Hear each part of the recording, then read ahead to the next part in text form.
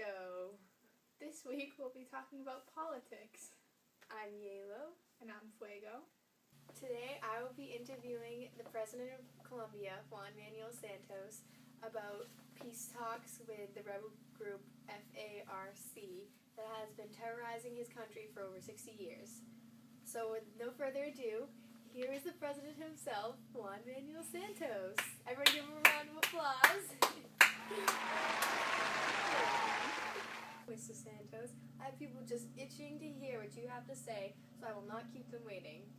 So, last year, when the negotiations began, how did you feel? I was a little worried about how things would play out, but both sides were willing to cooperate, which made it much easier. At what point in this process did you think you were close to your first negotiation? This past April, the negotiators were on the verge of reaching an agreement on the land reforms. The chief governor negotiator himself, Humberto de la Calle, would agree with me. We were so close to an agreement, but instead both parties agreed to postpone the negotiations to figure out what they truly wanted. So I guess we did make an agreement.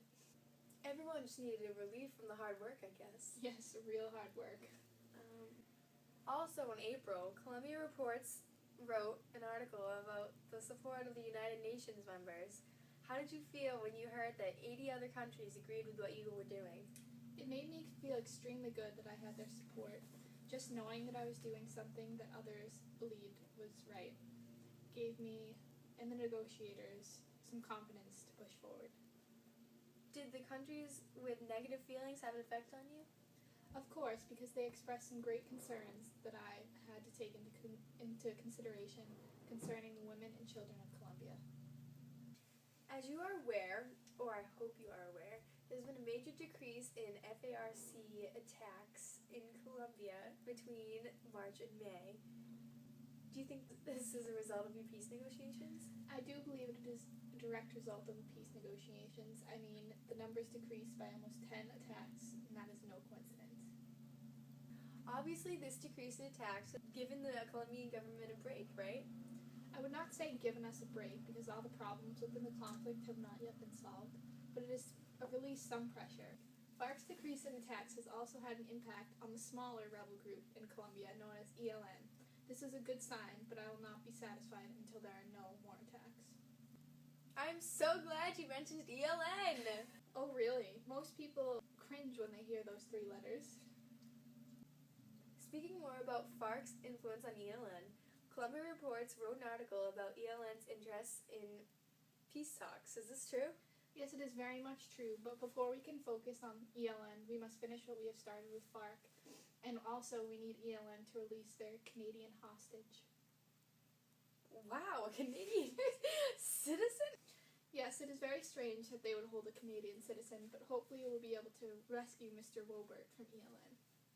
Along with the hostage business with ELN, has there been pressure from the Colombian government to speed up the peace negotiation? Oh yes, of course. The negotiations have been going on for months now. You better believe that both parties are becoming very antsy.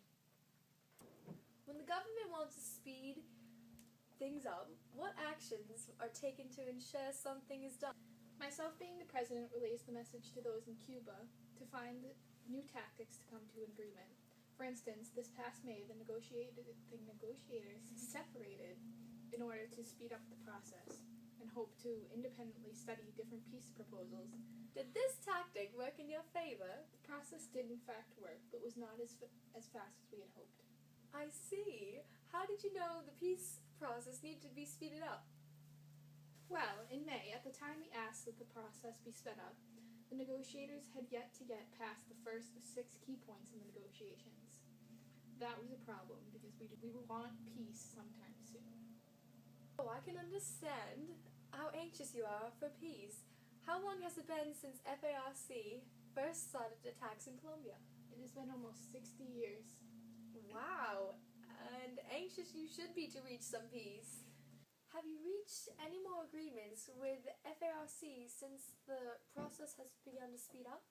Why yes, Hielo. The negotiators just recently reached an agreement on the agrarian portion of the talks. This touched upon a sensitive topic because it was relevant for the country's displaced population and victims of war. But with that aside, this was such a significant step forward.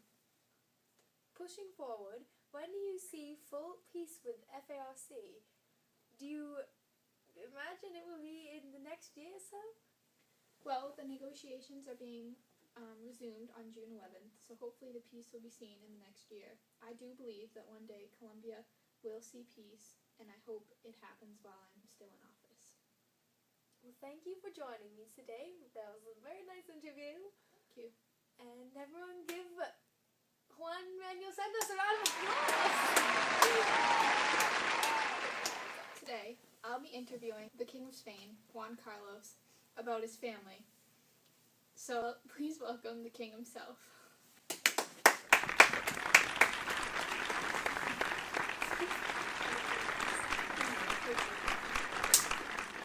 So I see you like the Patriots? Yes, I love the Patriots. They're an amazing team. Can't argue with that one. How do you feel about the unemployment rate in Spain? Like I said in my interview with Telegraph, it pays me a lot. But even though there are some problems in Spain, I want to be remembered as the king who restored the monarchy and brought the Spaniards together with democracy. I saw on Telegraph again, in late March, that you weren't planning on attending the Easter ceremonies in Spain. Why is that so? I had yet another back surgery that I had to recover from.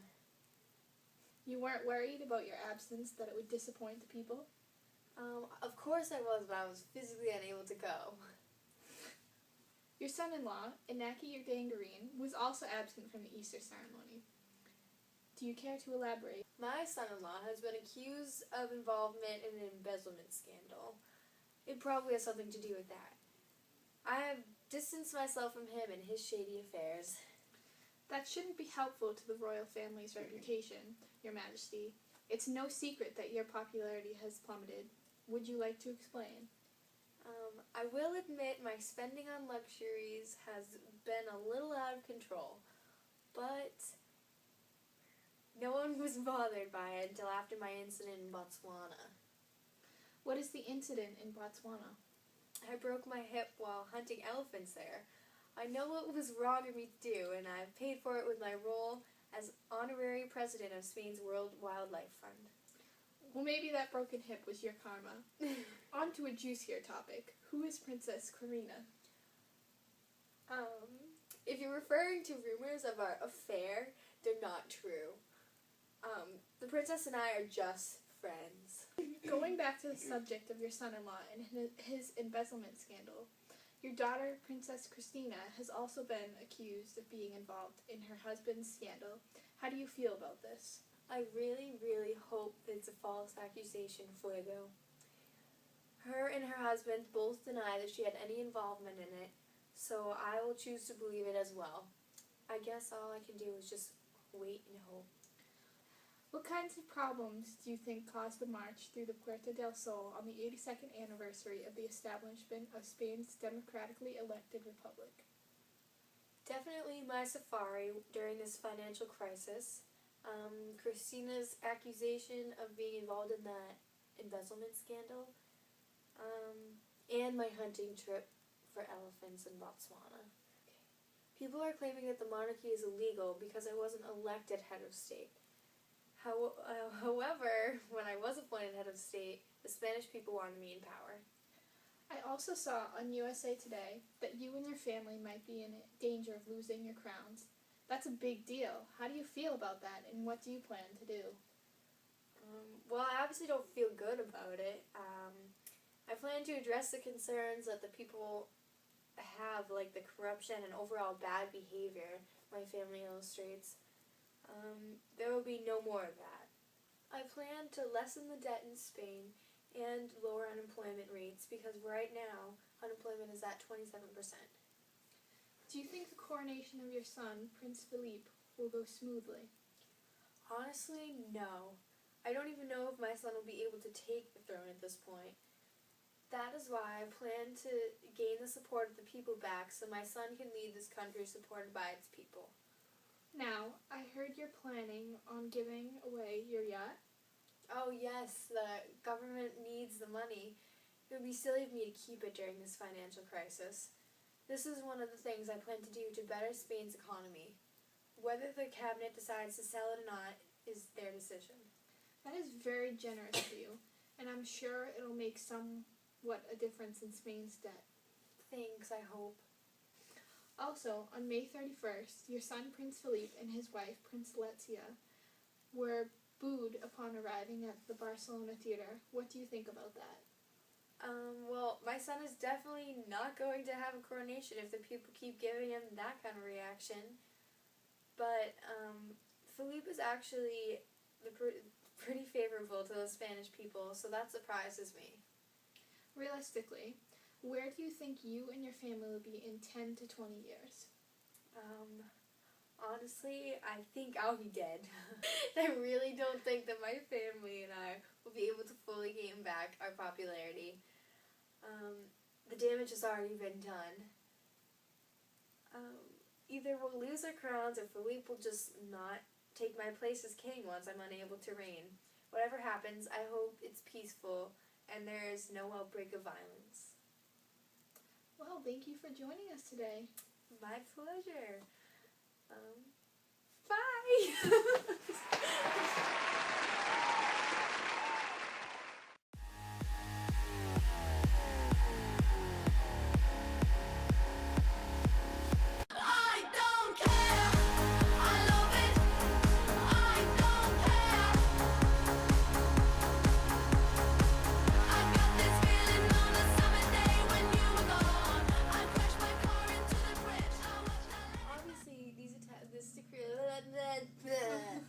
Oh my god. Okay. Tax has also Farks. We're gonna call it FARC. We're gonna make it a point to be No, we're calling FARC FARC. No. Well, maybe that broken... Oh, I'm not supposed to say it. Okay. Well, maybe that broken hip was your karma.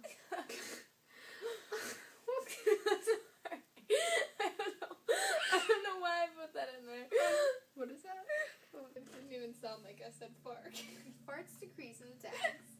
Decrease in fart attacks. That is gonna be the best blooper. As I'm eating my chip. On to a juicier topic.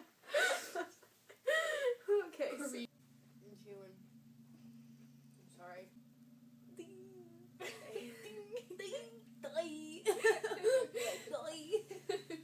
Okay. They're a Canadian hostage. Wow, a Canadian citizen? That's what I was thinking. I was thinking that. And I looked at my response, and that was my response to it. That one, maybe we can cut that out, because that was real emotion. Well, maybe that broken hip was your karma. Maybe it was. I can't. Along with the hostage business with Yellen. Business. Along with the hostage business with Yellen. Along with the hostage business with Yellen. What? What is going on?